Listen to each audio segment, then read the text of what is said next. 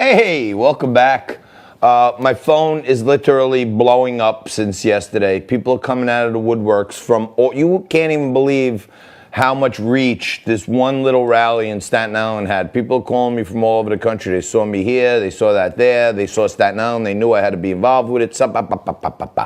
All great things. Lots of great things happening at Staten Island. We're not laying down. And we have some wicked plans for this weekend underway. And to join me again is one of the wicked most radio men and friends out there, Frank Morano. Hi, Frankie. Well, hello there, John. So, number one, let's talk about yesterday for a minute here, because this is the one time where the news guys actually made some news. You know what I'm saying? Like, I didn't do it, but I helped the team, and we have all great guys around us.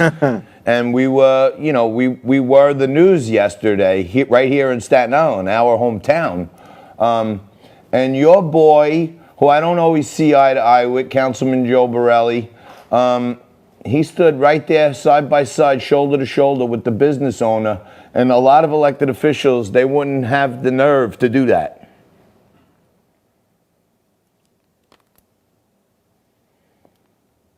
Yeah, side by side. I think you're right. I saw that Assembly Member Maliatakis, who's running for Congress here in New York, she was on hand as well. It's great to see our elected officials standing by the people they represent. I wish more of them would do that.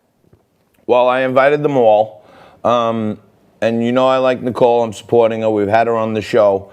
But she kind of slipped in at the last minute, and I was happy for her to be there and support. But she is running for something. So I really didn't want it to feel like she was campaigning. And she didn't campaign. She was a great community servant. But I'm saying, it's easy to be the second one in. Joe put his money where his mouth is and bought. Joe Borelli did the first commercial trade in New York City since the lockdown by buying some sunblock. Sunblock on the rock, Well, again, first for a quote unquote non-essential business. That's right. Well, that's what I'm saying. Yeah, the first, we were first. And I was telling the guys last night, no matter what happens, we were first. Yeah. Everybody knows who Chuck Yeager is for breaking the speed of sound. Nobody knows who the second guy was. But, we marked one. To me, we marked one on the board for the good guys, and Joe was a big part of that. So people should be aware of the guts it took for him to go out there and stick his thumb in the eye of the mayor and the governor.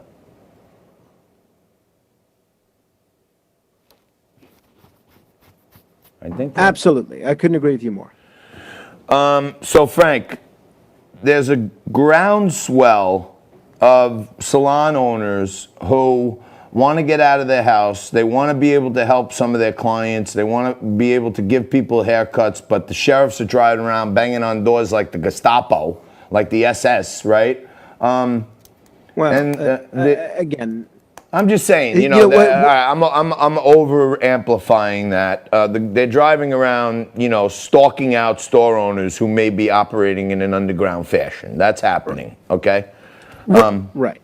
You got, 1/3 of society has been turned into rats through Mayor de Blasio because they're encouraging people to rat other people out. So they're really turning society against itself at the same time. But what do you think about if I invited a few hairdressers over to my house? I live, as many know, right on the ocean here in Staten Island, New York. On Sunday, it's going to be a beautiful day. And we did a little fundraiser for some local small businesses and St. Baldrick's, one of your favorite charity events that I'm sure got canceled this year, right? There are a lot of St. Baldrick's events around the country, but I'm sure the bulk of them, which generally tend to take place between March and June, I'm sure the bulk of them did get canceled, and that's money that goes to fund children's cancer research. So it's not as if they cured cancer while we were waiting for this COVID-19 pandemic to end. So we still need just as much research and treatment for children's cancer as ever. I think it's a great idea. Sign me up. I'll be there. I'll contribute. I'll try and raise some money as well. And I think it would be a lot of fun. Just tell me when and where.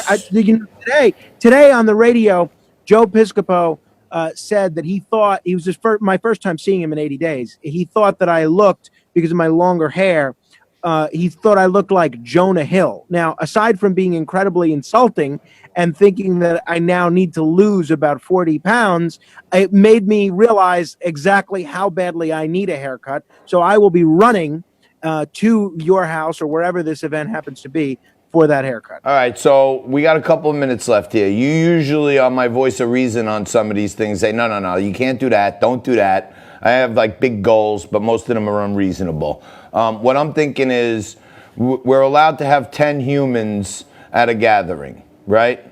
Currently, is that correct? Right. Okay, so that's true. So if I were to do, every 2 hours a different hair salon, bring some of their people down and they book some appointments, they volunteer to cut hair. Okay, we set up some chairs and mirrors in my backyard, and there's a client and a cutter. So there's never more than 8 people in the house, right? And we set them up outside, socially distant. The haircuts, they should give a gratuity to the cutter, but each haircut, they make a $10 donation to Baldrick's, and we're going to split it 50-50 between Baldrick's and some foundations that are supporting small businesses here in the island, okay? And then each person that goes, we sweep up the hair, we put it in a little plastic bag with their name on it, and all that hair we donate to Baldrick's for the kids with cancer, for the wigs, right? I think it's a great idea. Okay, so will you?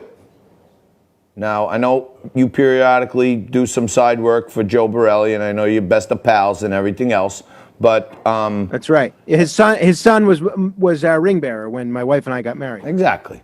So Joe took the first step. He unlocked Staten Island tanning salons. Will you take the first haircut and unlock Staten Island stylists and barbers? Are you kidding? It would be my honor. Okay.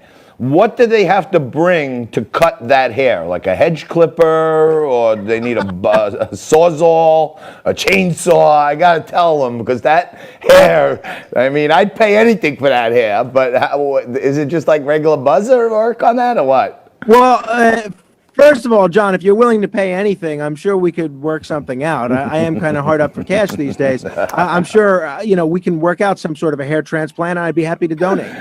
Oh man, I might ask them to give me yours and just scotch tape it on my head for a few days. You know what I mean? For those of you at home, I'm working with this. You know what I mean? I need to trim as much as anybody. I'd pay somebody to come over right now. But all right, Frankie. So you're down with it, you personally? Absolutely. If I can line up some salons, and my mom lives right next door, so she would also. Potentially, I got to talk to her, you know what I mean? But she would also potentially be able to have 10 people in her yard. I was thinking about doing a little yoga on the beach in the mornings.